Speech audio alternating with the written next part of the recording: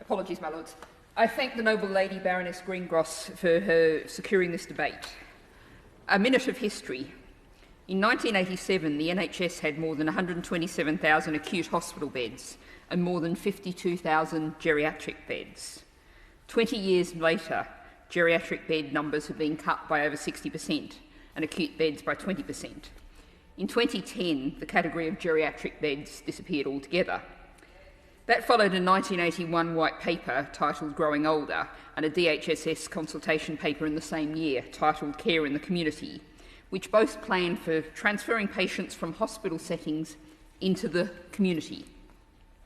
That meant handing the frail elderly over to be units of profit for the financial sector. For all the wonderful compassion of the horribly underpaid, highly skilled care workers, that's their real status. For the many care homes are loaded with unsustainable debt, owned by private equity and reliant on risky financial structures.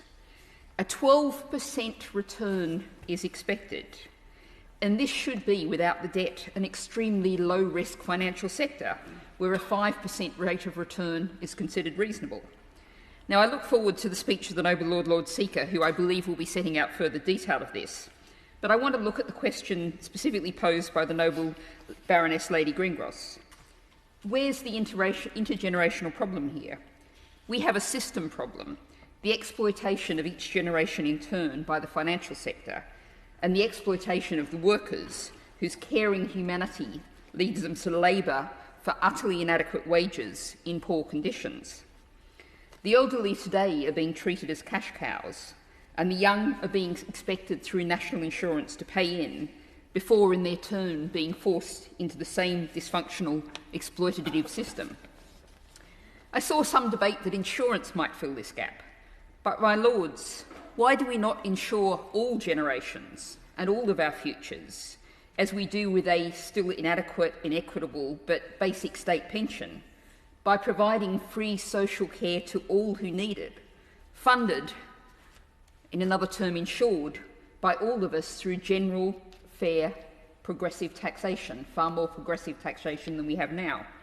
That's the society taking responsibility for all of its members, sharing the responsibility for all who need care.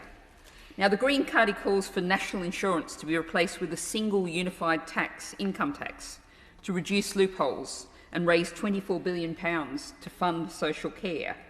All income, including rental and investment income, would be taxed at the same rate. And this, of course, would remove the unjust loophole whereby earnings above $50,000 are only charged at the 2% national insurance rate. As with medicine, so with care, there should be no place for the profit motive in its provision. I draw